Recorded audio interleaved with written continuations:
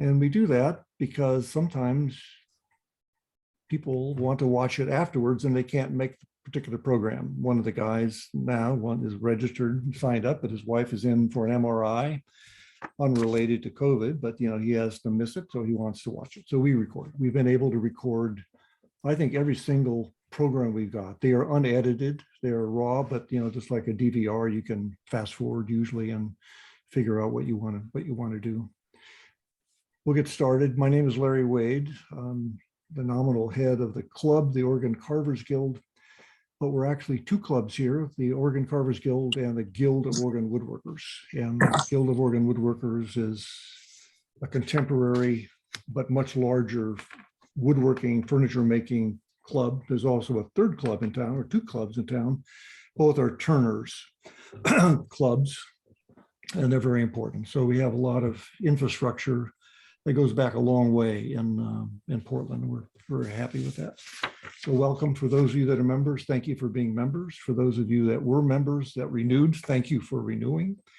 And for those of you that were members that didn't, and if you have a reason for not, let me know, because we want to figure out how to sustain our membership and do a good job. But all guests are welcome. These are free programs. We've been doing these since July of 2020. And we're very happy with that. A few announcements, and we'll get started with Chuck. We have one class that's coming up starts on February 19th that Terry Burnside is teaching, and Terry is on my screen. But Terry, if you wave your hand a little bit, people will see. Wave your other hand. There we go. Terry is the club secretary and the webmaster and instructor and jack of all trades. So there's 5 people signed up. There's 3 more openings than that. The other classes are started. We have some of, they're on the website and you get the newsletter, so you see it. I just want to continue to put a tickler in for next month. On February 8th, Kelly Stadelman is speaking on carving large projects. She carved a 5-foot crucifix for her Catholic church, as well as a namesake for St. Edward the Confessor, who was the name of their church. And these are really big projects. And it's a chance to see how a professional goes from concept to execution and painting. It's just really amazing. Kelly is particularly important because she taught, I think, for about 12 years in a studio in North Plains called Heritage Arts. And she taught a lot of people. And she taught Jeff Harness, who some of us know. Jeff was my teacher for a couple of years till he retired. And I know that Jerry Boone is also part of that. Then in March 8th, our speaker is Adam McIsaac, and you don't know that name, but he's had 30 years of experience of Northwest coastal Indian carving, but particularly focused on the art of the Columbia River, which is in the grand scheme of things of the First Nations and Native Americans going all the way up to Alaska. The Columbia River Basin was sort of at the southern edge of all of that art, and they had their unique styles. And he studied it. He studied it with the specialist in the Burke Museum in Seattle, and he's quite amazing. He taught a class for us about 7 years ago, and we'll have him teach some more. So it'll be a chance to meet him and learn about a particularly important form of art. I want to put a plug in for the Chip Chats magazine. It's been published since 1953. It's produced by the National Woodcarvers Association, nwca.org. I encourage you to sign up for them. It's $20 a year. They're now at 4 issues. They will probably get back to 6 issues pretty soon. They're struggling, as a lot of organizations are, but they've done a really good job for a very long period of time, and I want to support them. During the program, if you're not muted, mute yourself. That's trying to keep the background noise down in case you get interruptions, your phone rings or whatever. There will be Q&A, and Chuck and we don't have a rehearsal. Chuck has a PowerPoint presentation, which is really a lot of stuff. And Chuck, I'll ask you to pause occasionally for questions. You can post your questions in the chat and I'll try to monitor those. And Roger usually helps me to try to monitor those, and we'll feed them to Chuck so he doesn't have to try to do that simultaneously. We don't have such a large group, probably but but we got 2 screenfuls, so I won't be able to see everybody. So if you hold your hand up, I won't be able to know what's going on. And then finally, for those of you that are coming in later, if you could rename yourself. If you're on a computer with a mouse, right-click your image, your face, and look for the rename option, and append your city or location if you can, if you want to, so people know where you're at. It's my great pleasure to introduce Chuck Rinehart.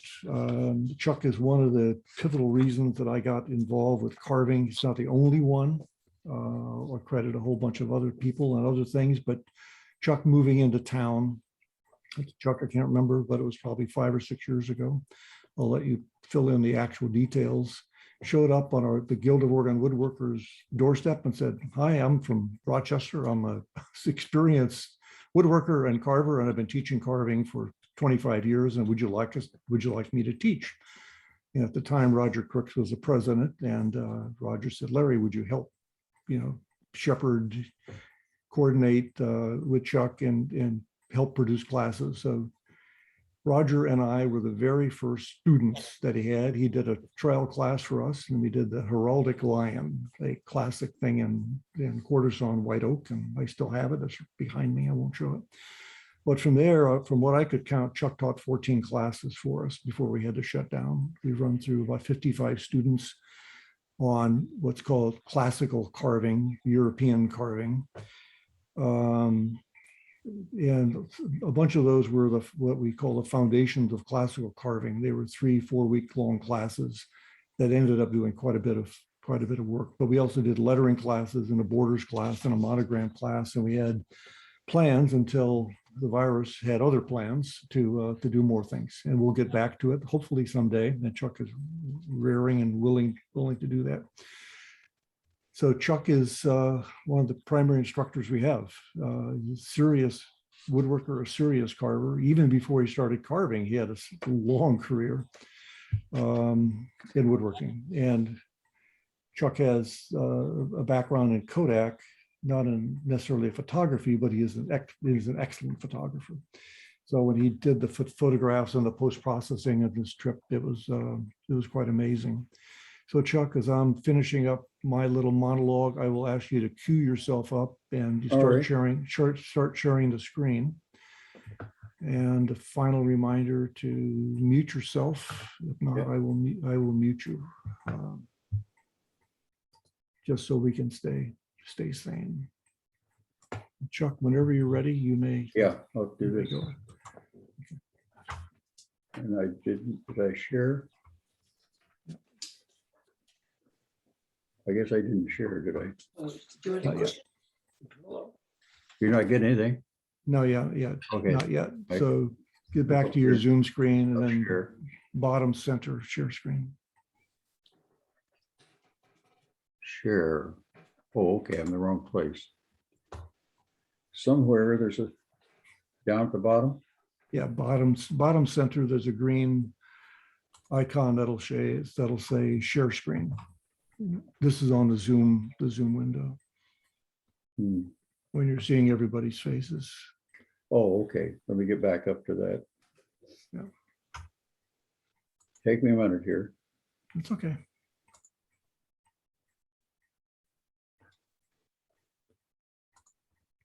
Okay, Sometime. share. There we are. Now we do it. There you go. Okay, let's get to this. Whoops, wrong thing. There you go.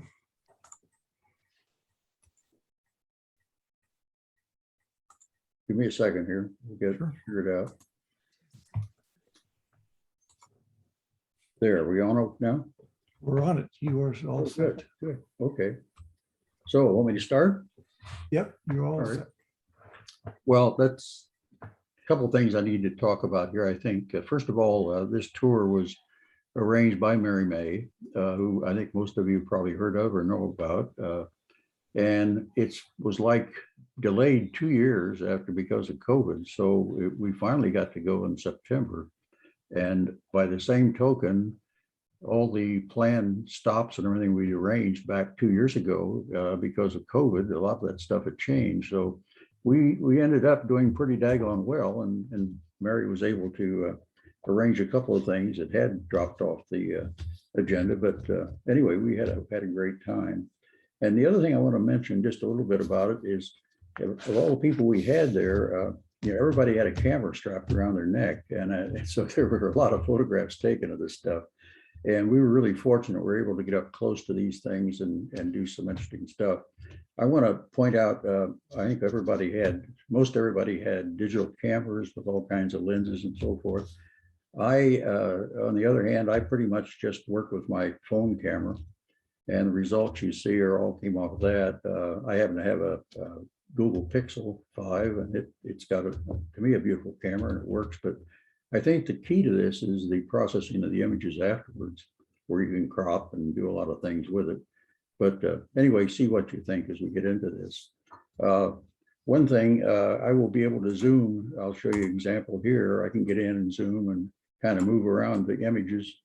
Here, the tower, we stopped there on that first day, and had, by the way, the other thing that happened out there was the weather really worked for us.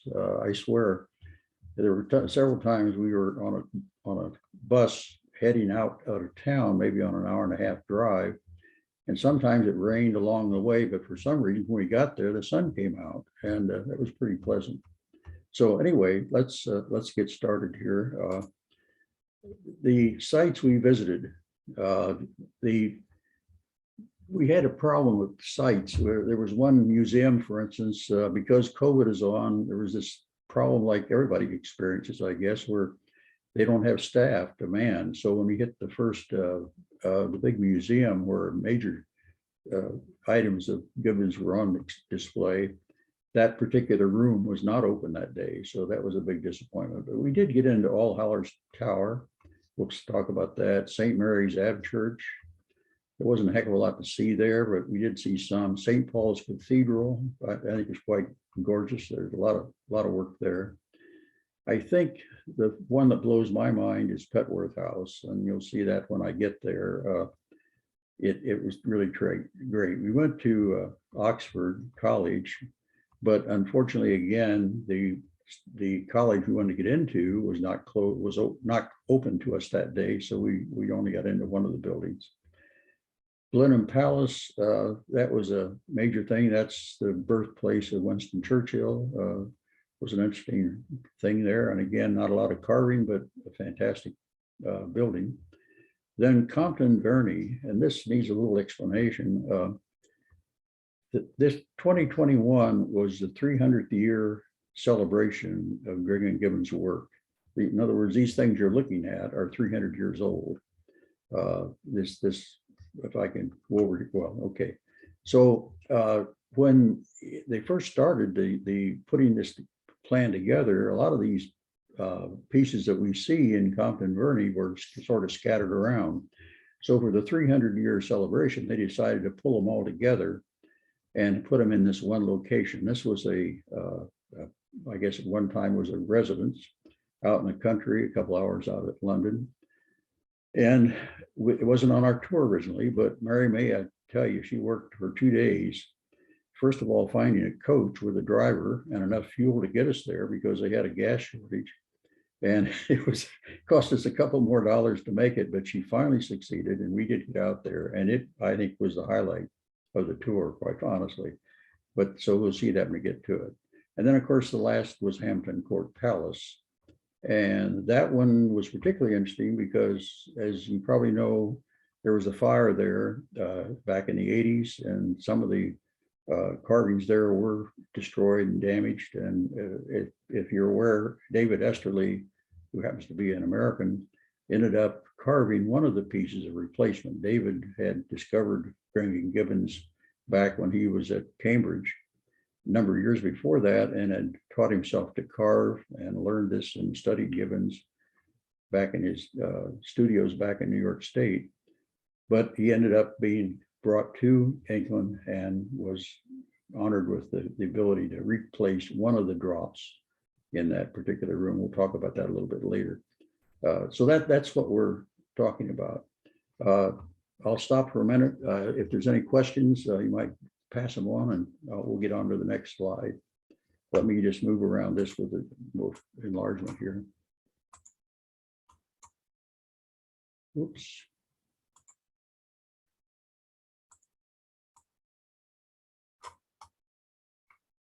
I want you to see these things up close. And that Gibbons stuff, just look at the detail. Look at those flowers and it just was amazing. The lifelike quality of these things. I mean, the fabric. This was, in fact, there's my picture I'm taking in the mirror. But anyway. Hey, Chuck, how many individual carvings do you think that is?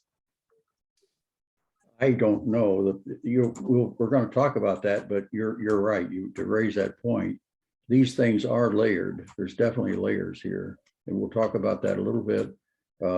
Number of different Esterly, I think, and when he's reproducing that, probably gives us the most detailed information on how it what it's about. What amazes me, and you'll look at these and some of these parts, but these additions were actually nailed in place. Now, how the devil you nail a small stem with a cut nail? I couldn't drive a hammer to drive a tack, but how did they do it? In fact, some of the restorations, they would know where the part went by where the nail holes were. So it was kind of interesting to see that part of it. Yeah. Okay, Grinling Gibbons. I've got, ooh, okay, let me go back. Gibbons is interesting to me, and I'm sorry, clicking around here too many times. Let's get a nice close up of him. This is one of the paintings that was made of him. He was born in 1721, I believe it was, in 1621 in Rotterdam, Holland. His parents were English. He grew up there. He did quite an extensive apprenticeship there in both carving wood and stone. One of the interesting things that apprentices had to go through both in Europe and, of course, including the Netherlands, is that they did have to also learn how to draw their images. And this apparently wasn't a big feature in the English apprenticeships. And so, as you would see later on, that probably contributed to the fact that he was able to do what he was doing and get them done, because the work you see couldn't have been done by him alone. I guess he had over 40 people as carvers working for him. And in order for them to be able to do things, they had to have something to follow. So he had to have detailed drawings of all the stuff that was done before it was finished up. So that is sort of that part of it. The first visit we had was at All Hallows Tower, by the Tower, I'm sorry. And the thing was, what's there is this baptismal font, which this is the top on top of the font itself. This is just the crowning part of it, the part that's set on top. And you can see the detail here of this particular carving. By the way, this survived World War II's bombing. They had it stowed away down in the catacombs, apparently, because just across the street is St. Paul's, and it was hit by one of the bombs during that time. We'll talk about that too. Some of the other images here, I've walked around it, and you can see on the back there, by the way, that's my daughter there. I happened to get her in the picture. She was able to go with me. I know a couple of things to notice. Notice how smooth the surfaces are. That's a big discussion, and you will read a lot about that, because most carvers, there's a big discussion about whether you sand or not. And of course, at this point in history, in 1600s, sandpaper didn't exist. So if they did do something, how'd they do it? And that finally got I think they got it resolved eventually, but Chuck, there's a background. There's a series of questions that I'll kind of feed you. One of them has to do with wood. Oh, all right. The real question was, what wood did he carve the most? Exactly. Okay.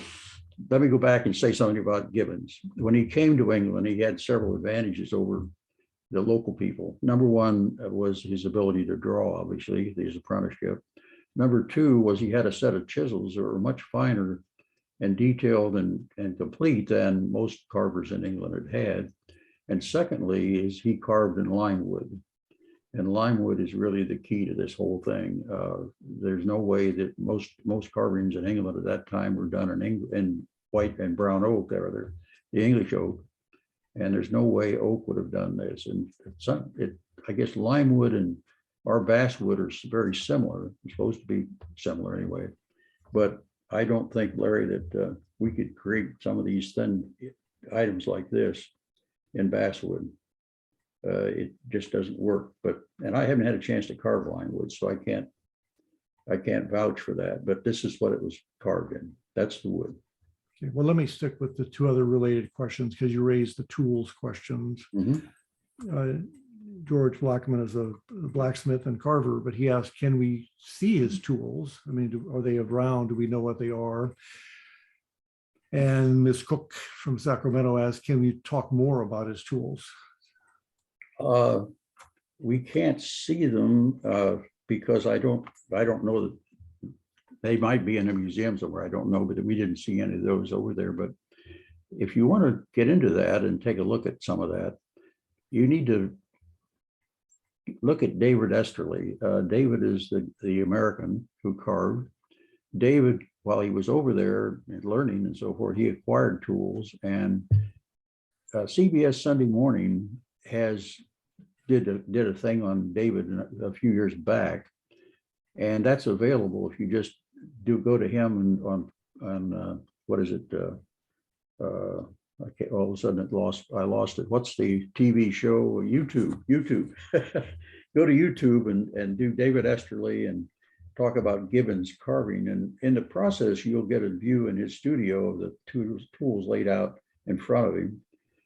And the second thing is, in his book, The Lost Carving, where he describes this process, there are some photos in there, and in the back is a picture of his tool layout. He has probably a couple hundred tools laid out there and uses them all. He also talked about sharpening, a lot of things like that. But yes, that is an issue. And of course, as I look at these, the key to me is there were a lot of small gouges in various sweeps that were available. And I know for a fact, in my case, I was doing a Chippendale chair and I did not have enough small tools. I had to end up buying quite a few just to be able to get to those items. But when you look at some of these carvings, I mean, just getting into these, like these little pieces, they just,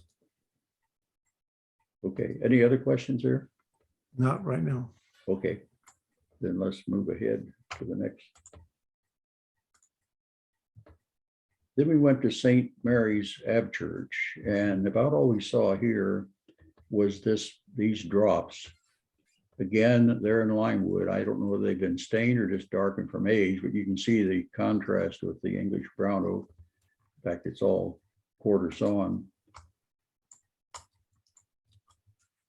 And you can see the rays there, but the carving again. Notice the lifelike reproduction of these flowers. We'll talk about that when we get to St. Mary's or St. Paul's Cathedral. But let me go to the next slide.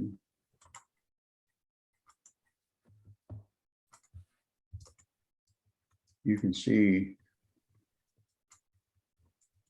just how gorgeous these little flowers, these show up quite frequently in what he's doing. Look at those petals. And of course, the cherubs, some of their comments that they were based on his children. I'm not sure that's the case, but no two of them are exactly the same. They all vary. You see a lot more when we get to St. Mary's or St. Paul's. And then over here, looking up, I got up underneath here to really get a look at the, how things are added on. These start out with a base piece that's actually scroll sawed out for each of these particular elements. And then they are, in fact, David pointed out that if you put two boards together and saw the same pattern, you could then take one and flip it over and put it on the other side, and you have a book match shape. So keep that in mind as you look at these drops, and you'll see the evidence of that. We'll talk about that a little bit too as we go along. Any questions there on that? Not on that, Chuck, but there is a question back to your earlier reference about no sandpaper. You said that got resolved? Do you know how it got resolved and how he made it so smooth? It's Dutch. I keep remembering it. The interesting thing is I used to play with that plant as a kid, grew along the road in Ohio, and it grows around everywhere. It's a very old plant. It goes back to, I guess dinosaur time, but I think they called it Dutch something or other. Esterly talks about it. Maybe I can find it here later. Dutch something. There's also shark skin that was proposed and so forth, but it looks like if you take that plant, you could pull the stem apart. It almost looks like bamboo, the stems do. And then while it's green, if you split it and open it up, what it does is it deposits silicon on its surface, and you feel that very rough texture. And by opening that up like that, they could actually create a piece of material that apparently they could use. They have evidence, microscopic scratches in the surface that tell them this is probably what happened, and it duplicates this Dutch plant duplicates those scratches. So they're pretty sure that's what was used. Does that solve the problem there? You think? Well, we hope. Let's see, Okay. Tom answered, he said locally it is called horsetail. That's what I called it. Okay. Yeah. So if you wanted to make your own sandpaper, I guess you could harvest horsetail. I personally buy mine already made, and it saves a lot of effort. Okay. So there is one more question, Chuck, Okay. and this comes back to the layering question Yep. that Robert asked. The flower petals are so deeply cut. Are they carved separately and assembled? Exactly. And when we get to the place Compton, wherever sorry, my thought process, my brain doesn't always remember the words, but later on we'll talk about that because you'll see some samples of the little pieces that were added on, and that'll help you explain that. So, but I wanted to talk a little bit about this particular thing. Here's looking down the center of the cathedral. This is the choir area, and where you'll see a lot of Gibbons carvings along the side here. We'll get into that later. But what I wanted you to see is just the sheer magnitude of this thing. Whoops, I was already on it, wasn't I? As we look at that ceiling.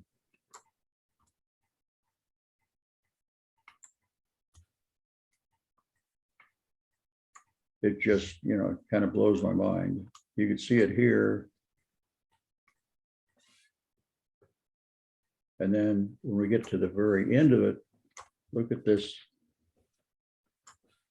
detail.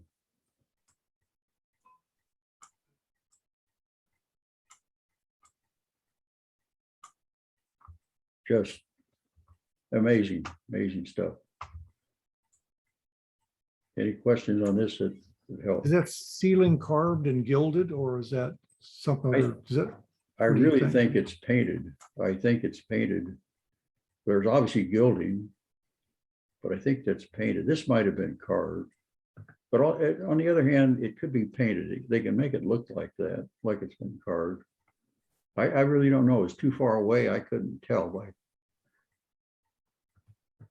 You can see carving here, obviously. All this was carved. So all the gilded, the angels or archangels, whatever they are, those are carved statues. Yes, Oh, yes, that- yes. These would be. And this obviously is carved. Those are painting, I'm sure. This would be carved. Carved there.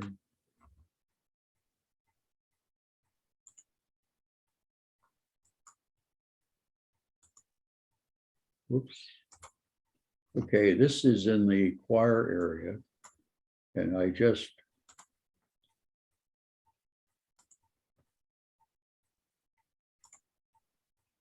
By the way, this distortion here, being trained as a commercial photographer, I have trouble with vertical lines that have perspective when they go in and out. So I always go in and correct for that.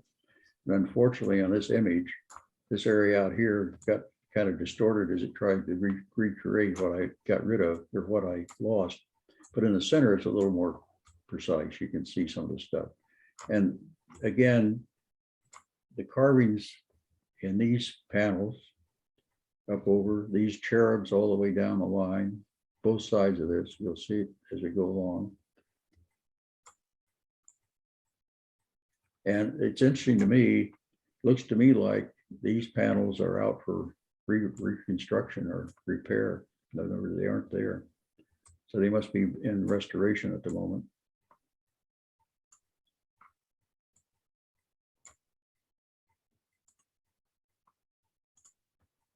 So Chuck, maybe we could just pause for a moment on his overall process. When you commented that he had 40 workers, as I Right. understand the process, he developed detailed drawings of each of the objects on the layers and then farmed those out. And then they came back and got assembled and nailed and mounted and put back together. So it was quite a large enterprise. Is that an accurate summary of what was done? I think it probably is. I think it had to be done that way. As I said, it started out with the base piece, which would have, just be flat in the center where everything's being added on, and then the other stuff is added onto the top. So yes, the drawing had to be able to illustrate this and be very precise about it. I also have the feeling that, I think I read that in a couple of other things, that he might have had his carvers specialize in a particular flower or, item. And so they would only focus on those kinds of things. Therefore, he could control very carefully what they turned out. That sort of makes sense too. In other words, specialization within that group of 40 people.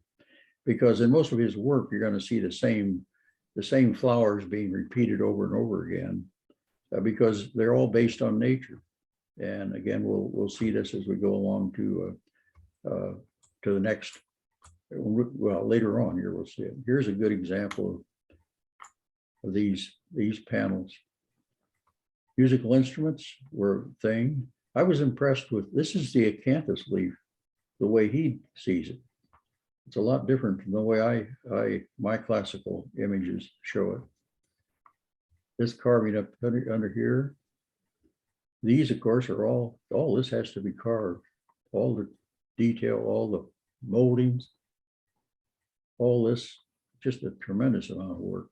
So Chuck, remember your laser pointer doesn't work. So when you say this, you have to verbally Sorry. describe. Yeah. So you're looking at the two trumpets on the right-hand side of the screen. Yep. As the musical instruments, and then the acanthus kind of flowing around those.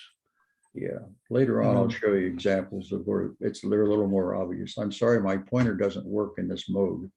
I can't use the magnification if I'm not in this mode.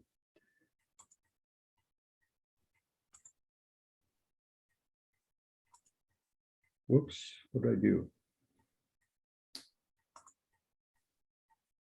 Hit the wrong thing. Yeah, now you can begin to see. All right, there you can see the acanthus leaf, the circular images. And they're very flatly drawn, modeled. So you can see the little different flower types. Looks like the musical flute is in several pieces.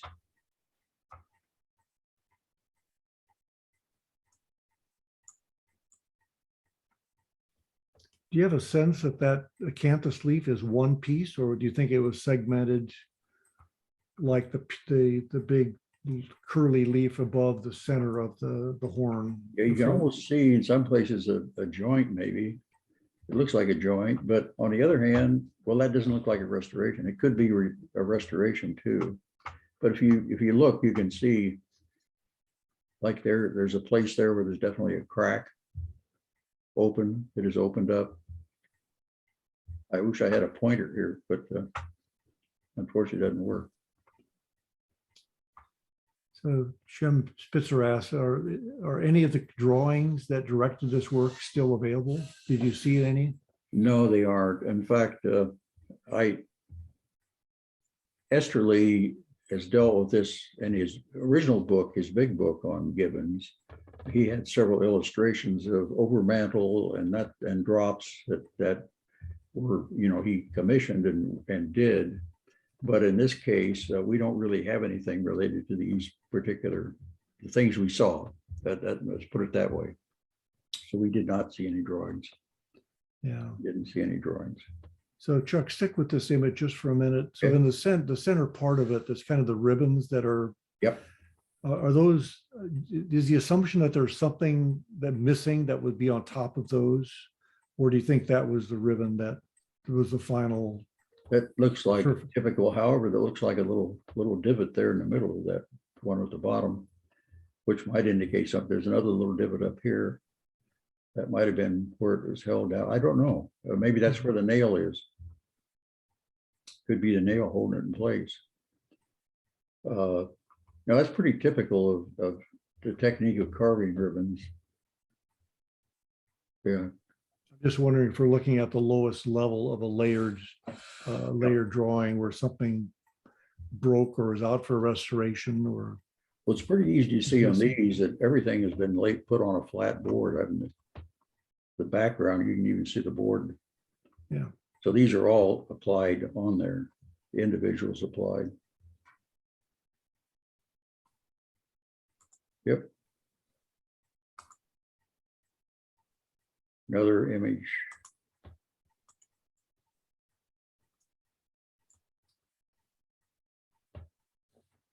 So there's another comment that says many of these details look crude, unlike others that you showed that are quite smooth. Exactly.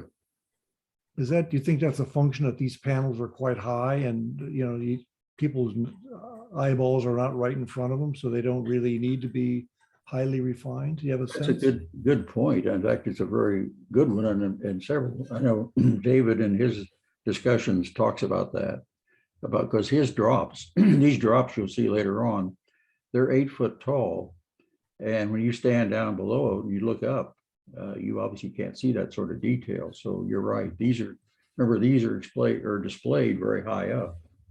And from where you're viewing, you do not see like this big flower here in the center of this one.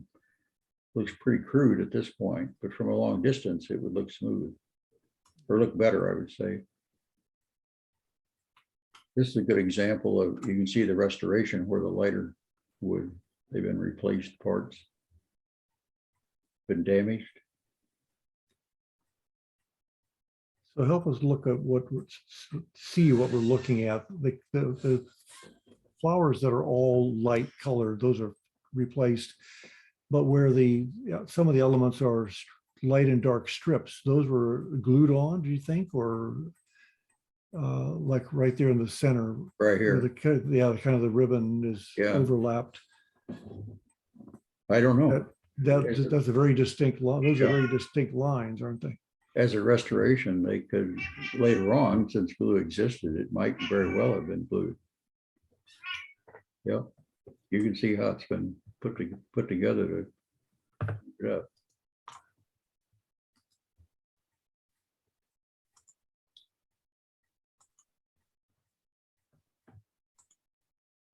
This is another part which just these scrolls in the middle of this thing, just, they just blew my mind. They're so beautifully done. When you look at the drapery, the fabric,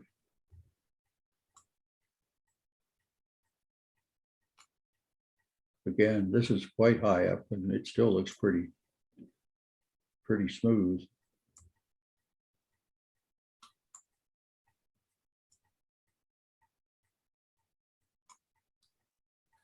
Maybe you could dwell on the finishing kind of thing. So those, that panel's got like kind of light brown and quite dark wood to the cherub corbels next to it. Yep. Very dark wood. Do you think that's just an aging issue with parts of it that might have been restored? Do you think it's different wood? Do you think you used a different finish? Do you have a sense of what might be going on? It looks like they did something here to stain this because this all I think is the same period. I don't think this is replaced. These all look pretty much the same, don't they? Yeah. I don't know. This up here looks a little lighter. I don't know, but on the same token, it's maybe because the light is stronger up there than it was down below. That might be part of it. Don't have an answer for you. Yeah, we're still in St. Paul's. This At this St. point? Paul's. We're still in Yeah. St. Paul's. This is what I wanted to show you. When we were in St. Paul's, there was actually a service going on and we had to be very quiet and stay out of the way, but we had actually ran across a young man who was sort of a docent, and in the process, he had a couple of large 30 by 40 prints made, and this was one of them. And this actually is a good example of what Gibbons is using to model his carvings from. You know, he's taking it right from nature. I mean, he takes this like the forget-me-nots, these little flowers. I mean, the hollyhock, he's got that. The amon, how you say it, the peony, and the daisy. And now we don't see the tulip here. One thing we do see is the pea pod. And this is one of an interesting about that. The story is, if the pea pod is open, you see the peas, he got paid for his work. If the pod is closed, he didn't get paid. So it's interesting to watch when you're looking through the carvings that we saw to come across these different situations. So that was kind of an interesting phenomenon. But I thought this helped a lot. Later on, you're going to see a oil painting that he owned by a Dutch artist that was current at the time he was apprenticing and while he was working. Let me digress a moment though. When he got started, he came to England actually carving he would take engravings of famous paintings, and all of them, because they came from Italy and other parts of Europe, were pretty much based on Catholicism, Catholic images. And of course, at the time he's there, for the Protestant thing had gotten into play. And so the very first things that they saw when they brought them to the king or the queen or whoever, they would denounce them because they were religious symbols. And so he didn't get it. And so he finally switched gears and started carving with what you've been seeing. And that worked out very well. So it's kind of an interesting phenomenon that happened that way. This is another area. During the war, a bomb, this did get bombed. And this particular shows a piece of shrapnel hit the woodwork in this particular spot. And then this picture, a bomb actually came through the roof down, and it obviously didn't explode because there's the rubble down here. If it had exploded, all this would have been gone. So pretty frightening.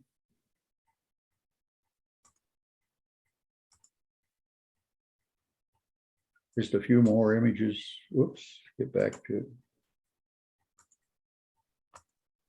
I kind of like to take a look very closely at these. When the lighting is good, you can see the different array of. And again, I think you saw that image before. The tulip in the lower right-hand corner, you can see the undulations in the outcome, the surface of that. And they use the term is drooping tulips. The other thing that blows my mind is the stem that comes off of that, and the stem of some of those bellflowers beside it. How do you carve those that heating that thin and make it work? One of the things Mary May was talking about, how do you do this? So any other questions on St. Paul's before we move on to Petworth House? There's none in chat, so if you have them, folks, just unmute yourself and ask. Yeah. Yeah, but someone wants to. Okay. Well, let's go ahead. We got the Petworth House, and that was again out in the country. All these areas, usually we had to do a lot of walking, and here we parked probably 100 yards from the entrance, but we're just walking up the path to the entrance of this particular place. Again, my daughter there. Then on the back side of it, I was pointed out this metal gate thing was made back in that period of time. It was or sometime probably a little later when the house was done. It was very famous by a famous metal worker. I don't remember the name, but it just shows you the kind of stuff that was available there. Okay, here's why, to me, well, let's go back. You can see the height. These are over 9 feet in length. It just blew my mind. One thing, if you notice, we talked about the fact that you start out with a basic, a base problem, and it's scroll sawed out, and say you do 2 of them and you book match them. If you notice, the overall shape matches pretty much as you go across. This is pretty typical. And apparently most carvers, when they did that, they actually did a mirror carving on the other side. It would be identical. But if you look at Gibbons, the shape may be the same, but the content is different. He doesn't make them all the same. See if I can enlarge it. So Sure. you can actually Yeah, see. let's back up just for a second. You're talking around the carvings around the door itself, and when you said Yeah, 9 feet, these, I'm is sorry. the door 9 feet? No, the carving, the length, I'm sorry, the length of the carvings are 9 feet. So the length of the whole length of the carving. In other words, from the bottom of the carving up to the top. Over here, over maybe in the other wall, the second one on the right, you can see a little better. The length, that whole drop, it's called a drop, was 9 feet up.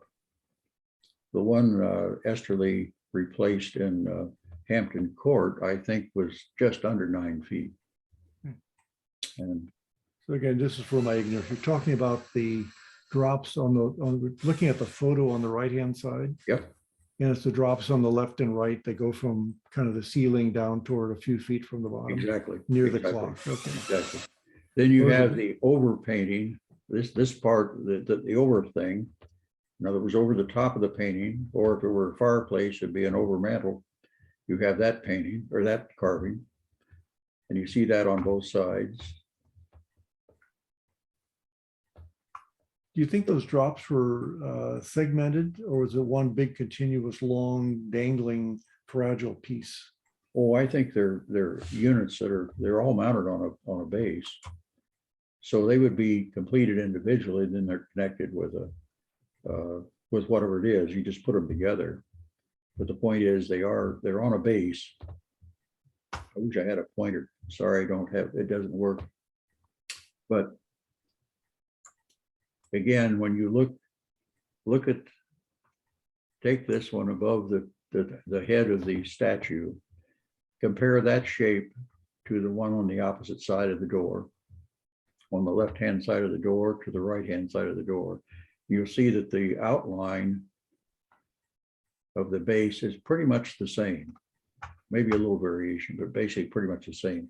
As you look at all these drops, just look for that similarity as you look back and forth across. And then when you go to these over doorway, that image, and the one over the other painting. The other thing you might look at is, for instance, the fabric down the sides, but I'm impressed with the frame itself.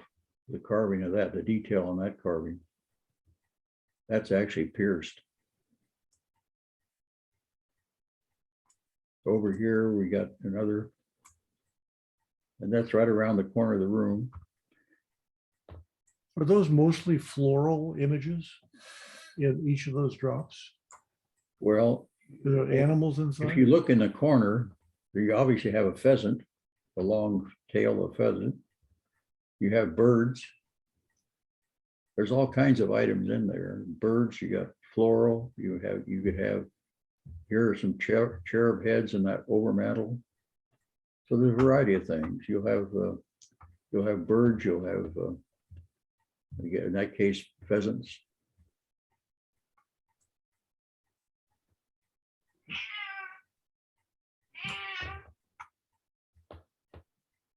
And just for reference, that's Chuck's cat, right, Chuck? Well, yeah, that's my cat, yeah. Yeah, she's, what did I do to miss one? Yeah. Yeah, I want to enlarge this. I guess you just looked at that, right? I've lost track here. I want to enlarge this because the musical instruments were another factor that he used in a lot of his carving. And even include the musical score on the pages of music that he shows in the thing. And as I understood, the score was actually the way the score for the particular piece that he's depicting, whatever it happened to be.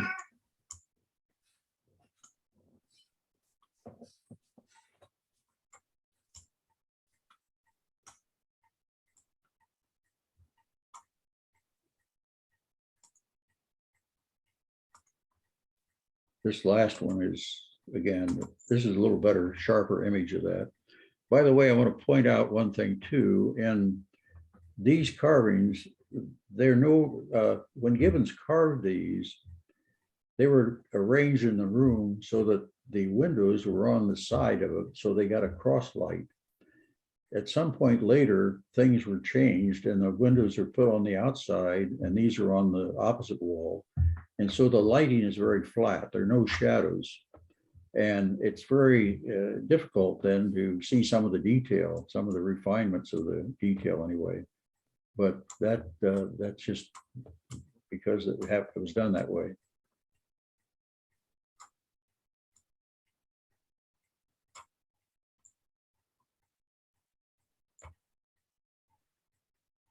Look at that tulip in the center on the left-hand side, opened up. You can see the things inside. Look how the petal curls.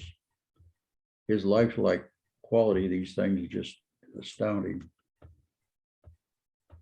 Those look like they have some color to them, like the green petals. Do you think were they painted and then faded, or do you have a sense of how much was natural? Ones in Hampton Court, there's pretty much evidence that at one point they had been like a limed oak. Remember in the old days we had limed oak? They used some kind of a whitewash and then kind of scrubbed it off. It was very weak, but most of that it came off. And over the years, these things have been at various times, they've been waxed, they've had some other things done to them. And sometimes they've been cleaned, but a lot of it too can be just smoke, different just because of the aging. So there is a lot of stuff going on. That's why I think these discolorations they vary. I don't have a good answer. Some of your cherubs, the carving on the. No, Yeah, I thought that was Biden and Johnson. Okay, this is on the way out, one of the other rooms. In all these places, a lot of paintings and all of them displayed in very ornate frames. And just to give you an example of the magnitude of some of this stuff, and even the furniture, it was just so over. I don't know what word you use to describe that, but it's just over the top. Okay. Any questions on the Petworth House that we might want to cover?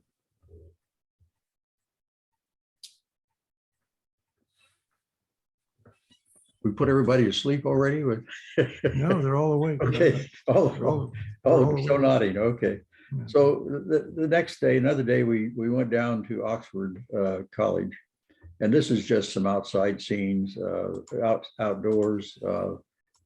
This happens to be the group. There were about 15 of us. There were a lot of husband, wives. I think one fellow by himself, no, a couple fellows by themselves.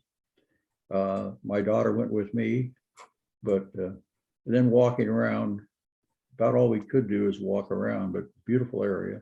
I loved the stone walkways.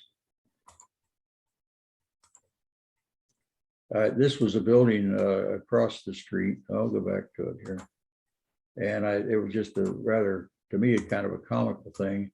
This bridge had been built across to connect the two buildings. And they said when the building was first built, these windows areas were left open. But then they had a problem. The students would get drunk and fall out of the windows. So they had to clean them or close them in. I thought that was, I guess, drinking was not an unusual thing during that period. We did go into, whoops, go back here. We did get into the one college and we got into the dining room.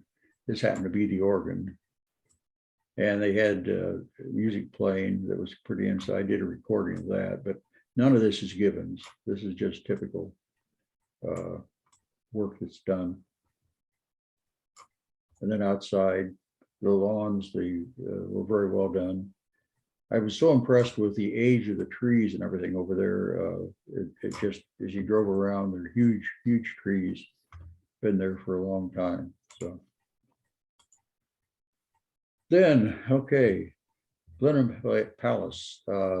This, by the way, is the birthplace of Winston Churchill. He was a premature birth. Apparently they were having a hunt on a Saturday and his mother had went into labor and they actually delivered the baby right there then. And so this happens to be his place. There's not a lot of Gibbons carvings here. There was a couple of things, but just the grandeur of this thing and the size of it. And I did some videos around back, which aren't included here, but of the landscaping, it just was amazing. The big thing in these were the tapestries. And these just, just kind of blow your mind. They're just so big and so gorgeous, really done. Interesting, they contemporary, they're now hanging these by Velcro, which has helped to improve preserve the health of them because they don't have tacks and nails holding them in place. It spreads out the strength or the stretch on them.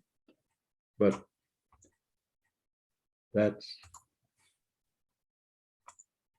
then we had these rooms. I particularly wanted to photograph this. I think this might have been the bassinet that Churchill laid in. I would assume it was. A lot of Louis the XIV furniture in here. Very, very, ornate, very over the top. Just give you that. This is sort of the room that's in. Here, I didn't correct for the verticals because I would run out of space on the image. All the gold leaf. A lot of the decorations here were all gilded. Just look at the detail, even on the marble fireplace. This big thing around the window. Oh, gosh. This now is Gibbons' work. This was in the chapel, in the palace. And you can see some of the work here. Again, a lot of ribbon work, a lot of scrolls. Look at those scrolls, sea scrolls, and the depth of them. Just beautifully done. And then the stonework up here apparently is his work also. He also carved in stone.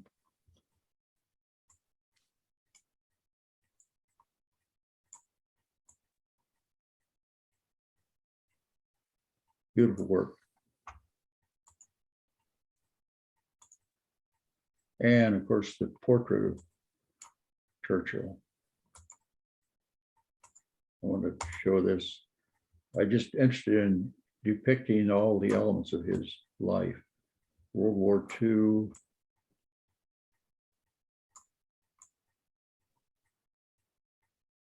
Beautifully done piece. It was interesting.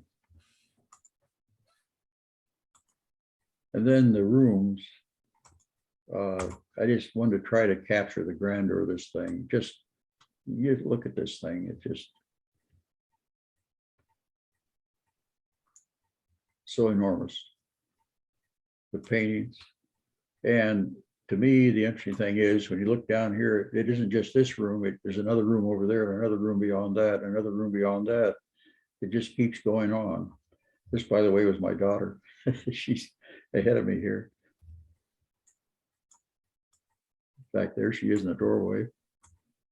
Again, as you can see, this over mantle or over the doorway. All this decoration and gilded. And then the tapestries on the side, draperies. Oh, God.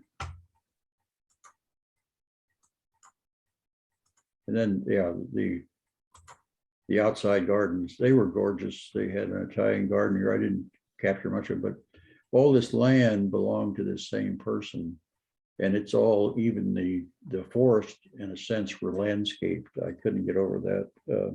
And there's so much of the, like, 200 yard stretches of mowed lawn, you know, and so forth. It just blows my mind. Okay, any question on that one before we go to Compton Verney? Nothing in the chat. Okay. Compton Verney, again, as I mentioned before, this is where the collection of a number of different Gibbons things are all brought together into one setting, along with a timeline of his life and so forth, which we got to see when we in. And so here we are walking into it. We had to probably walk probably pretty close, 3/4 of a mile to half a mile to 3/4 of a mile from where we had to park to get here. It was really an amazing thing. And as I said, it rained on the way up, and when we got there, the sun came out. Okay, this is the important thing here for you to look at. This painting is by a Dutch painter in 1600s, and I've lost, you're covering up my notes over there, so I can't read it, but I want you to look at the lifelike quality of these images. Because this is, by the way, a painting in Gibbons's collection. In other words, he had these references, and of course, he was learning to carve at the time these paintings were being done. This particular man was so good that his paintings were used as botanical references to identify plants. And again, you can see the kind of the drooping tulip. You can begin to see some of the quality of the images. By the way, this was oil on copper. I didn't realize they painted on copper once in a while. And then also, birds and fowl and that sort of thing, and animals that were part of the hunt were also depicted. And you'll see that in some of these things we'll look at here in a few minutes. So a good example is this particular carving.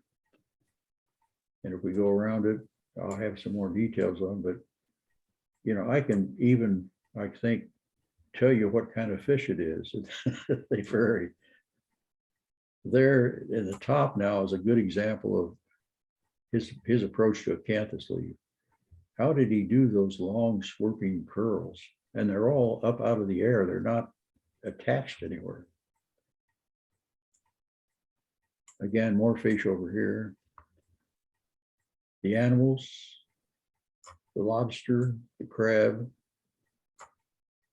Let me go over to this and let you take a look at this. This just blows my mind.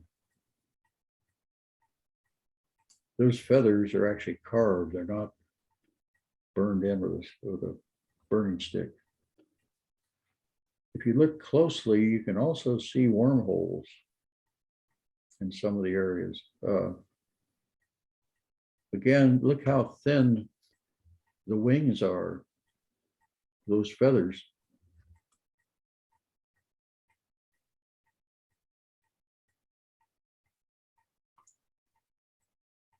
The tongue, you see that, and even the dead head. The other thing that impressed me was over here is the crab. You definitely see wormholes here in this one. But someone said, oh, that's a male crab. I didn't realize that. You could tell the little triangle apparently is the key to whether it's a male or female.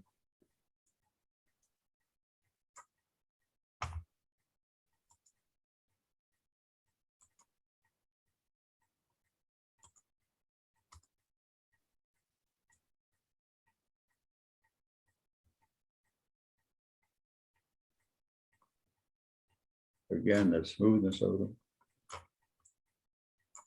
Acorns on the left side there with the acorn in place and with just the little shell, the little hub. Here's a pea pod open, see that? So he apparently got paid for this one. Here's another one. Your little, what was it, little bellflowers? No, it wasn't bellflowers, whatever they were. These are, I think, bellflowers here. I'm not sure. Again, look at the acanthus, the way it's interpreted.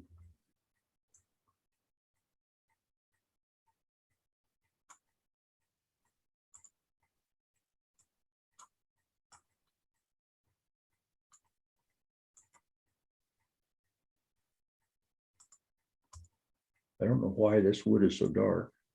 Still, I want you to look at the feet. I mean, that it really looks like a dead animal. Even the little scales on the feet.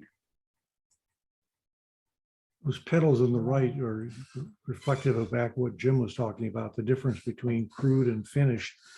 Maybe the light is just reflecting off the petals. It looks burnished and smooth. These And definitely would be extraordinarily, at least the lips of those were very thin looking. Yeah. Well, you know, there's even evidence when they look at closely where in the carving of the undercutting, they actually went through the wood, through the other side on some of those. Not very often, but once in a while it happened. You mean So by they- accident? By accident? Well, yeah, in other words, he just got a little too far, went too far with it. But it would be, in other words, it was up under where it didn't show, so it was, you know, it wasn't. Again, you can see the feet, the feathers. So again, the question was, do you think this is all lime wood? Definitely, all this is limewood. Yeah. All this is limewood. Yep. And Jim Spitzer asked about the swooping acanthus leaves. Is there a chance they could have been steam bent before final carving? I don't think so, but I don't know. You know, that's a possibility. I think that's one of the things. It's interesting. After we saw all this stuff, Mary May was saying, you know, I'm going to go back and really work to see how I could duplicate that. I mean, how would you do that? How would you hold it? One of the things Esterly points out is there's evidence on some of the pieces they found where apparently when they scroll saw out, first of all, they scroll saw the shape out and then they would carve it. And when they did that, they left a little tab on in certain places so that could be clamped down while they worked on the other part. And then, of course, pare it off later before it was put in place. In this case, I did a blow up here just so you can see kind of from the side the thickness, the amount of effort.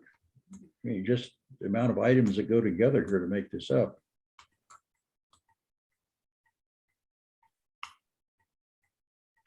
Just amazing. And of course, this is the piece. This lace. Oops. I want to blow that up so you can see it. Does that have a function? Is it what? Does it have a function? Is it a church object or just a decorative object? No, it was a cravat, and as I understand it, I don't know whether an owner or what, but someone actually wore it. A man actually wore it, and people didn't realize it was wood when he did it.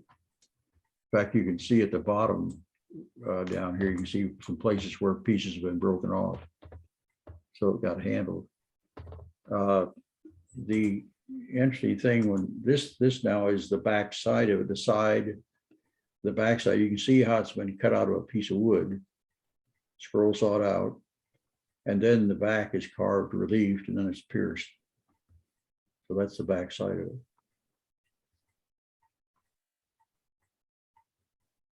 So their scroll saws were hand saws. hand saws with Hand deep saws. throats. Yep. How big is that? Is the question. It's about 8 to 10 inches tall. Something like that. So that's a lot of detail for a very Oh, small gosh, piece. yes. And that's why I said in his tools, you've got to have very, very small tools to be able to do that kind of detail. Go back. When you look at that, I mean, to get all those little veins in there, do you think that, look at the, and the holes, I don't know how they did the holes. Maybe a little drill bit or something. But even back in the folds, you know, they've created this. Just mind-blowing, just mind-blowing. So you're not pulling our leg. That's not thread. That's really carved. That's wood. That's wood.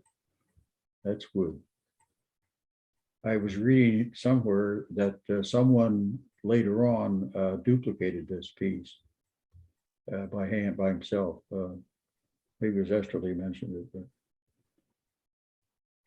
be a lifetime for me anyway. Yeah, well, first of all, there's no way I could do that kind of detail. This one is amazing to me in terms of the details. This is a large piece. I don't remember now, probably 48 inches across or something, maybe a little bit larger. But you look at all the stuff that's going on here.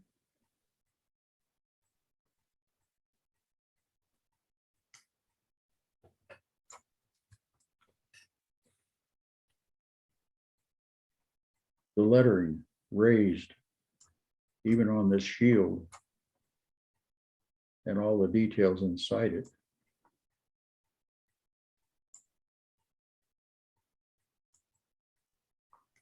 Just amazing. Again, lime wood.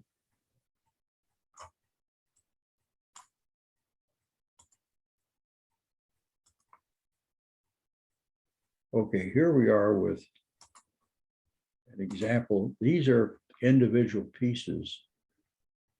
And if you could look at it, you know, you could actually scroll saw some of this out and then go ahead and carve it. You can kind of see that's what's happened here. How they held it down, I don't know, but here's a number of little pieces, little leaves, pieces, little flowers. And they'd be nailed somehow, probably down at the stem end. Another piece. How big are those pieces we're looking at? Probably 12 inches, I'm guessing. This is a good example of restoration where pieces have been added on. It's interesting to me when they restore, they don't, if I were doing it, I'd probably stain it to match. I did some restoration on Black Forest cuckoo clocks. And they're, of course, they're always dark wood, and I always did them in basswood, so I had to stain them. But you get a feel for, kind of gives you an idea of how that was done. And this was just looking out to, as we went back, we'd walked across this bridge all the way back to the parking lot. So this is just the ground. All this is mowed. Jeez, it just blows my mind, the amount of effort. All right, any questions on Compton House? Compton Place? Yeah, there's two questions. Okay. One is, and Ms. Cook, I don't understand your question. Maybe you could rephrase it. It will ask the other question. But Chuck, the question is, how much mechanization do you think they had in this period of time?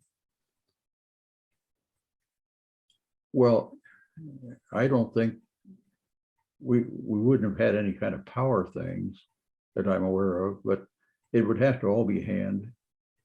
I think it was hand for a long time. You know, it wasn't until what, late 1800s that they finally got, maybe even the early 1900s, they finally got metal planes. Before that, you had, you know, hollows and rounds, you had individuals for each type of cut you made. For the carving tools, those are all, you know, long gouges, but they're forged and they're sharpened and everything. One thing that Esterly mentioned is these tools, when you carve lime wood, are sharpened, are ground to a very thin angle. In other words, they're thinner than what I would normally work. He said if he tried to carve in oak, the tool would break, the edge would break off because it was too fine. I think you have to get really fine in order to be able to get this clean cut you need with this wood, and to do it with that delicacy of the thinness of the stuff. You've got to be extremely sharp and do a lot of shear cutting and so forth to make that work.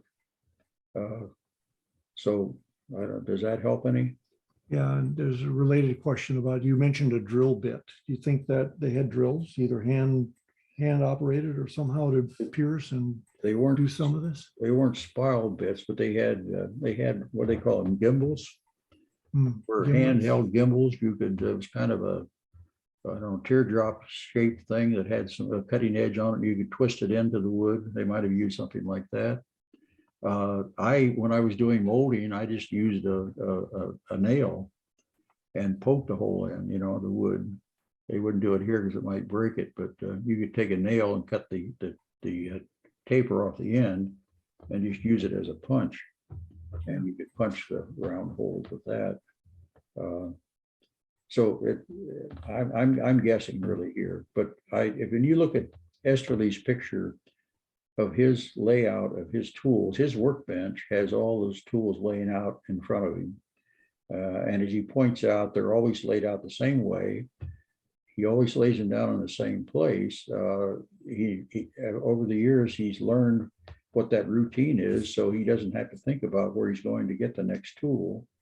And when he picks it up by having it the blade pointed toward him, it's kind of a flip he uses to get it in position to use. And he said you don't have to think, you don't think about it. It's one of those things your body just reacts and you know where to go and pick it up, and both hands can put it to use.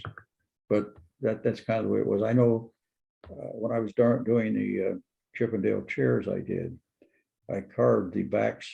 The back leg was carved up the side, and I had about 25 tools out in front of me. And I learned very quickly, if I didn't have an order for that, I would be searching. I don't know. You know how it is, you're trying to find a tool in on your bench and you look and can't see it, and you turn your head away, you look back and it's right in front of you. But you waste a lot of time trying to find a tool if you don't have an order. Anyway, long story. So Chuck, there's two more questions. I think Okay. one of them is, there are a lot of animals, plants, etc., seemingly randomly assembled. Was there an overall story or plan? I wouldn't have any way of knowing. These pieces would have been commissioned for a customer, and that customer probably had input on what they wanted to be depicted. So I would assume, yes, there was an order, but it would be up to that, you know, the client at the time on what he did. It's interesting, Esterly in his own work later on, he's back in the States, he did a number of pieces for people, and he would study their lifestyle, their life actually, and pull elements out of their life and create images, items that would go in the panel that he would put together for them. So my guess is a lot of that's going on here. It would have to do with, you know, what the particular lifestyle of the person was and what was important to them in terms of what they did. I think then when you get down to the flowers and so forth, that probably is more his choice, but my guess is that would have been it. When I was with Ian in my 3 months down there, his apprentice, not apprentice, his partner was in England at the time and had a commission. They had a commission in Sonoma Valley, up in Sonoma, to do a large mirror frame, and it was like 6 foot by 6 foot. And he was doing it in fruits and vegetables. And he just did a lot of the same technique where he applied things to a background. Each individual was carved and applied to the background. And then like stalks of wheat would be stuck in different places. He'd have a hole for it. It was an interesting process. And the other thing, being cheeky, there were a few caterpillars on, every once in a while a caterpillar appeared and then there'd be a big bite out of one of the leaves where the caterpillar had been eating. I thought that was pretty interesting. Ian used the term that he was being cheeky at that point, but anyway, fun. Yeah. Any And other there's kind of another question about the time frame, but it was 300 years ago, roughly, maybe 350. He died in 1721, so That's right. presumably at about age 73. So presumably most of the stuff was probably 1675 to 1700, maybe. up in the 80s and the 90s and so forth, when the last of this work was being, I think when most of this work was being done. There was a massive fire in London at some point in that period. And a lot of the work that was going on was a result of trying to replace those things. Like there were churches down. I figured how at one point there were like, I don't know, 15 or 20 or 30 churches being built at the same time. There were other things going on that it was just a massive thing during that period. I don't know the history well enough, but it could be, you could research that, I'm sure, and find it. Yeah. Like if I were talk to my daughter, she'd say, well, Google it, and you could probably figure it out. But no, that's as far as I know, that was the case. Yes. One more question about being paid. Are there any backstories about why he stiffed by powerful, wealthy people? Or why he be much of the unpaid work being done was the charitable donations? Do you think you have a sense of what might be going on with it? Yeah, they have in fact, at Compton Verney there, they had a number of journals with his writing in it of the details of the work he was doing and how much he was paid for, that sort of thing. It was interesting, because of the quantity, like 4 pounds for maybe one of those panels. But that's about all I can tell you that I saw. And again, with his Dutch background, he had I guess he spoke with an accent because he grew up in Holland. But so I don't know. I don't know whether it was his writing was in Dutch or English. I don't know, but I couldn't tell. Of course, it's handwritten with a quill, so it was, to me, it's pretty illegible. I didn't want to spend the time looking at it, but. Yeah, Guy points out it was a Great Fire of London in 1666. Yep. Yeah. There was an earlier question about the tree, and it's if you look up Tilia, Tilia, and Google it, you'll see it's got 3 names, one of which is basswood, one of linden, and one of limewood. But it's all part of the same genus. Right. And it's, again, for us, and I guess those trees are decorative tree planted all over Europe, at least the Europe we familiar with, apparently. That it was used in other areas, but in Holland, that was apparently one of the primary woods that they used. For England, of course, with their work, they were doing most everything in oak, where they had a lot. These trees are just magnificent. I was looking at it; it's just a gorgeous thing. Okay, we'll take Hampton Court Palace. This is our last step, and again, this is my daughter here in the beginning, but as we go all the way back, you get to 5, and there's Mary May taking some photos of the gate. But you can see just somewhat the scale of this thing. This is where Henry VIII, of course, was located. And again, not many carvings because the rooms where the fire had happened were not open to us because they didn't have staffing, but for security reasons. And we did, in one of the rooms, I'll point that out to you later, we did, as we're walking around, we came across an area There was nobody else around except us, and there was a guard there or a person. So he took the rope down and let us into one of the rooms where we could get some photographs. So we did get photographs of some of the drops around, and we'll see those in a few minutes. But that's a look at the thing. Okay, I have to, the Gothic tracery. This is just inside the the building there that you come into, and it always such gorgeous, that this Gothic shape is so interesting. But then also the linen fold. This is a piece of linen fold that was exposed to the elements. It's oak, but kind of an interesting thing. I never really carved that. I was always wanted to, and I kept saying to Ian, don't you think I ought to do a linen fold? And he says, oh, you can do that anytime. But the big thing in doing a linen fold, of course, is to create these runs. Then this is carved later, but a lot of hollows and rounds. The way we would do it, we use a table saw to cut the grooves and then screw them up and kind of thing. But I never did do any, so probably won't. Okay. Again, we walk into the rooms and it's tapestry. The tapestries are just enormous. You can see the grandeur. There's one room. In this room was a dining room, and at the head of the table there was a table there, and the whole group, we all stood behind that, and we got a group shot. This would have been Henry VIII's dining table, and it looks like the Last Supper. It's really quite a nice shot. We all got a print of that. It was pretty neat. This was an interesting one here. This is the room, and if you look up at the top, you can see the ceiling, and then this is the ceiling itself, and just again the detail of that thing, the expanse of it. No carving yet. But here we are. This is the chapel, and I captured this photo before they told me I wasn't allowed to take any pictures in here.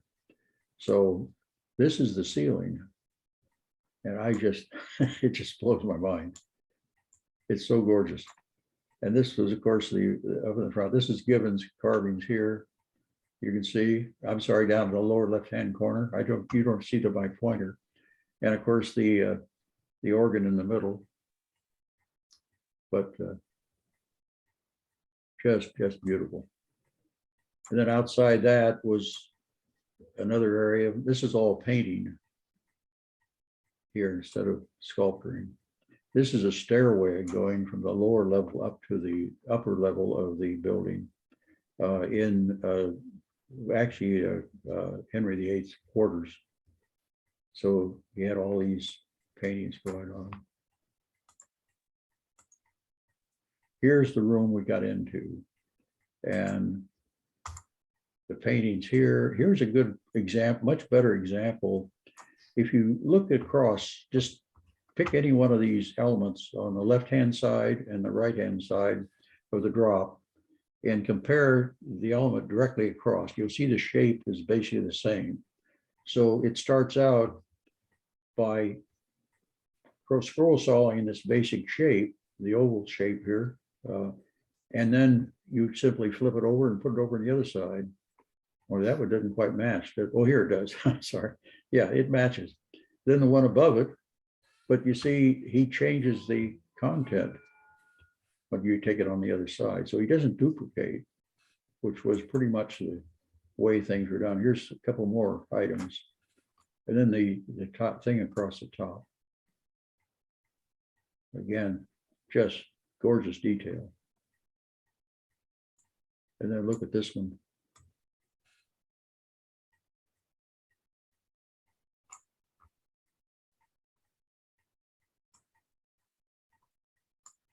The drapery on either side. And you definitely can see the similarity here on each side. But again, he changes what's in the middle of them.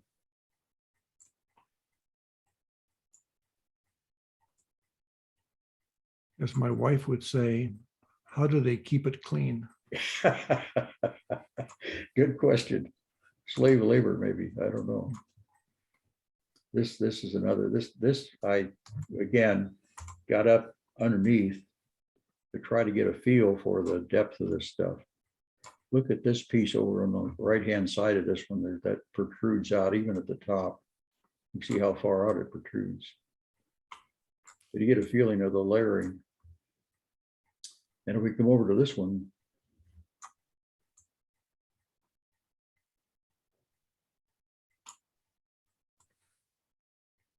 here the lighting was conducive to seeing shadows and really getting a feel for the kind. Chuck, if we were in an art history class, what is the style of this carving that we're looking at?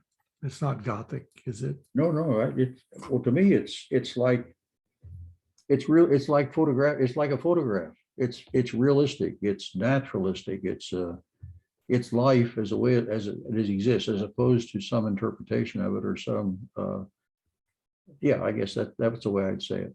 Is it Rococo or No, Baroque or no, any of Rococo. those names? Yeah, I wouldn't call it Rococo. Rococo is more like Louis the 14th and that sort of thing was Rococo. In fact, that cradle you saw was very definitely Rococo.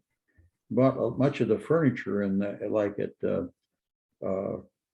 where Churchill was born, almost all the furniture in there was Louis the 14th type furniture rather than English, kind of interesting. So to me, it's just very naturalistic. And I think that's part of its appeal, I suppose, at the time. Look at how on this bottom one here in the middle, look how thin that tulip carving is. And inside, you've got the inside of the flower as well.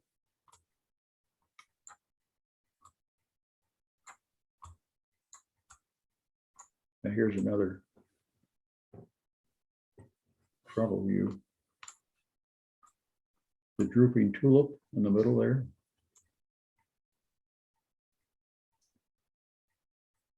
I forget the name of the contemporary film about the tulip mania and bust boom and that was going on in Holland. I just looked it up and the bust was in 1637. Okay. So the bust was about 10 years before he was born, but that, the tulip mania and all of the importation of tulips and the painting example that he had to be, Yep. The residual of that had to be influencing him. Right. No question. This is in the armory. Of course, with the king, he had to have an armory there to protect him. So these were on the ceiling, or not on the ceiling, up around the wall. And this is pistols. This is, of course, muskets. And then this is, what is it, bayonets with pistols in the middle. I thought that was impressive. It's quite an array. Had nothing to do with carving, but it was kind of very interesting. And of course, this is the Wall of Beauties. There was a whole hallway here of all these beautiful ladies. They're different paintings.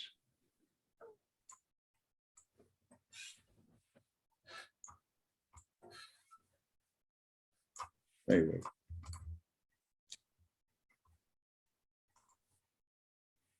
And finally, the gardens out back. I didn't show a lot of the outside thing, but there are about 4 of these in a row, these gardens like this. This building, by the way, is the building where Esterly ended up setting up his workshop to carve. There were 2 other carvers in the same area with him when they did the restoration of the work that was done. So this is the building it was done in that you see back there. And that is the end of it. So, questions? Let's see. Tom Seep said the answer to my question was he would call it the Dutch Golden Age style. Oh, okay. So That makes sense. I got to fill in another gap in my ignorance. Thank you, Tom. Yep, that makes sense. Yeah. Well, Chuck, I think this is Jim Spitzer. I think the secret is that we all have to get our hands on some real lime wood, not this basswood, real lime wood, then we can carve like that. You know, I was talking to Mary May, how do I get some of this? And she said, well, first of all, you probably have problems importing it because of the concern with wood from other, out of the country. But I guess you could, it must be able to find it. I haven't gone online and looked, but I know Esterly was getting it here in this country. He was doing for the work he was doing. So somehow he was getting it. It would probably have to come from somewhere in Europe. And by the way, it was not all lime wood is equal. Esterly talked about that. They were given quite a bit of stock to work with theirs when they were doing the restoration work, and some of it carved and some of it didn't. So you had to have the right kind. The soil is an issue, I guess, and its growing condition makes a difference. But he talked about that. As you know, the grain is not so much of an issue. It's a lot like basswood in that sense. But again, he said it did vary from batch to batch, and they had to, when they found a good piece, that's what they used. By the way, on his particular carving, that what he did, they were fortunate to find a 8x10 glass negative that had been shot of that particular hanging back around the turn of the century, the early 1900s, and they were able to get a print made from that negative that was made to full size, and he used that as a way of trying to look at things. But then he got into some issues there where the perspective of when you stand down here and you photograph something that's 8 foot away from the top and bottom, and that varies from the center back to the film, and so you get a foreshortening, and they got into issues there when they tried to duplicate the look. So it was very complex for it. But anyway, complicated. Okay, any other questions? So was this all the business of carving, or did you get some time doing some extracurricular activities like pub hopping? Definitely went to the Globe Theater. By the way, the tours were only half day, and there was nothing on Saturday and Sunday. So we had all those for ourselves. We were there for 10 days. And we part of that was attendance at the Globe Theater, and that was fantastic. We had seats right down on the first row, and it was Romeo and Juliet, done in a contemporary style. By the way, Mary May was interesting to her because she took part in first of all, a new Globe Theater was built back probably 15, 20 years ago now. And they needed 2 support columns with the Corinthian columns on the top. And she took part in carving those. Actually, she was taking classes in one of the schools there in carving. And they took the students up to some airfield up in the northern part of England. She said it was about 32 degrees, no heat. The tree was felled from the, I don't know, probably the Queen's Forest, big oak. And when they were carving it, you'd hit the chisel with the mallet and water would come out around the tool. So it was still green. But anyway, then after they finished with it, those things were gilded. And I have some nice photographs of those, or photographs of that, but that was fun. She was quite impressed with that. So is Mary May similarly enamored with other carvers, and might she do other trips to Europe like this? She's thinking about probably doing another in the future. One thing she's doing, we all did photographs, and there's probably a couple hundred photographs. She took a lot of those. We downloaded a lot of those, and we published a book. She published a book on it.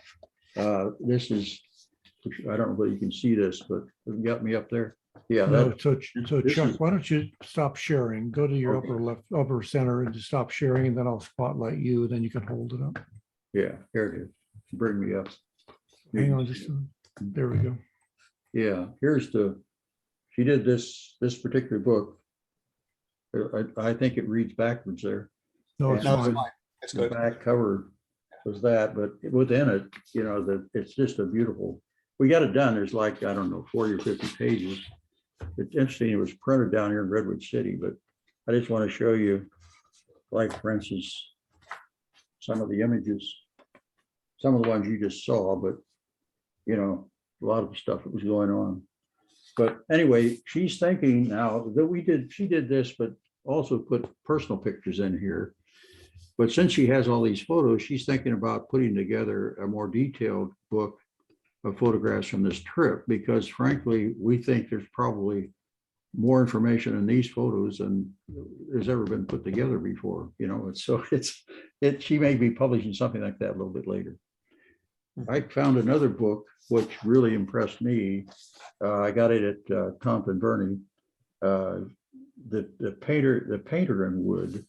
And this fellow did all these in black and white, but he went into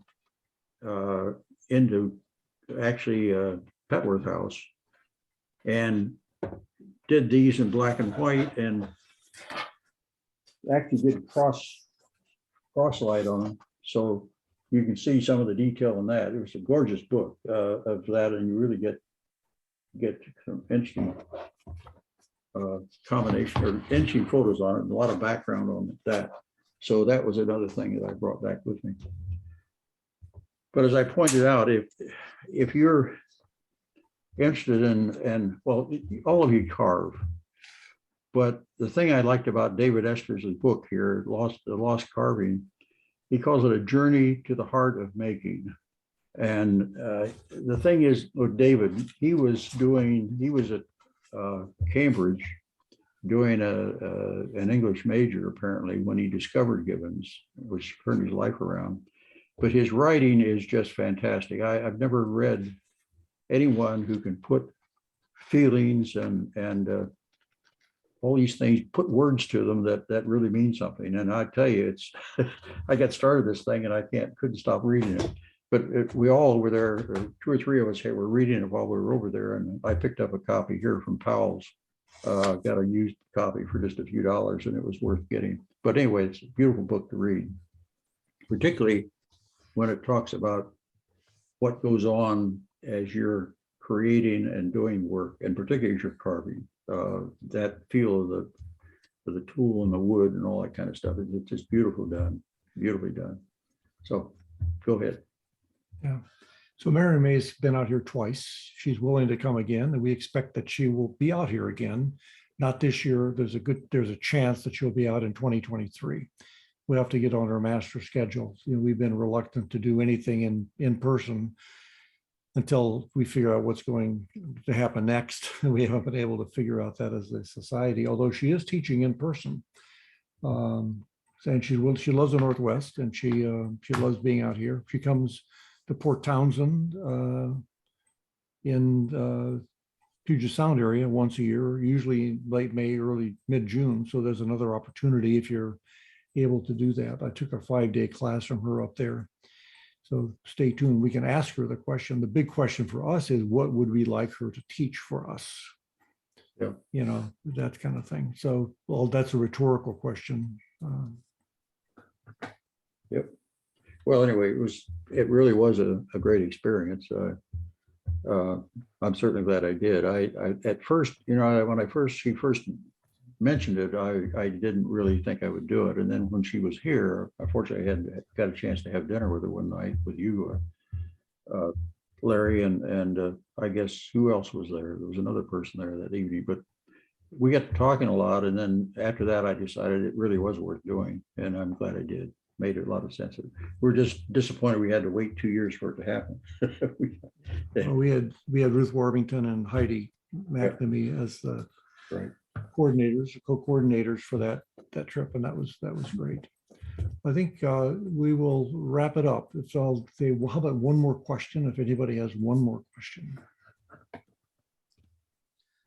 I'd just like to make a comment that you mentioned, Larry, in some past presentation, somebody going to sleep. And of course, at this hour, people are inclined to yawn. And when I yawn, my wife always gets upset with me until I saw an episode of CBS Sunday Morning a researcher that basically they've done research that yawning means that you are alert. An alert. So people should not be insulted by seeing other people yawning. Great. Okay, good point. Okay, there we go. Okay, well, thank you all for participating. Chuck, thank you dearly for the time and energy that you put into this. It was, priceless photography and, a chance to scare us all away from carving and take up photography instead. So, or no, I'm sorry, we want to go buy more sharp tools. More sharp tools, that's the More key. sharp tools That's and find, and wonderful to hear. Jim's going to find the line wood for us and Right. we'll make. Jim, really if thin you tools. find lime wood, let me know. I'd like to get some too. I'm surprised you didn't smuggle some out. Well, first of all, I had to find a source, and while I was there, I had no way of knowing where a lumber yard was. But they probably would have caught me at the airport, in my basket. But if I'd have had some, I would have brought it home, I'm sure. Yeah. Okay, Well, Jim. thank you very much. Jim, here's your assignment. Go call Gilmer or go online to Gilmer and see if they have lime wood, right? That's what they do. They import wood from around the world. That's Go great. ask him. Let's go see. Now, but it's got to be good lime wood. I'm sorry. Good lime wood, yes. Good lime, carvable lime wood, Right. not kiln dried. Thank Old you road- very old- much, Chuck. Okay, thanks. Well, okay, I'm going to stop the recording. It'll be live in a couple of days. So thank you all, and we'll see you hopefully next time. Good. Take care. Take Good care. night. Right. Thank you, Chuck.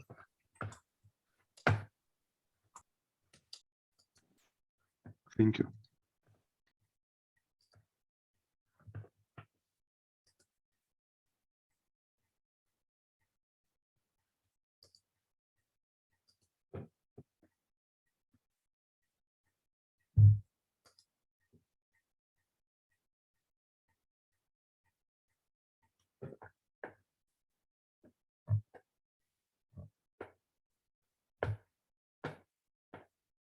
Very nice to see you. It's been a while.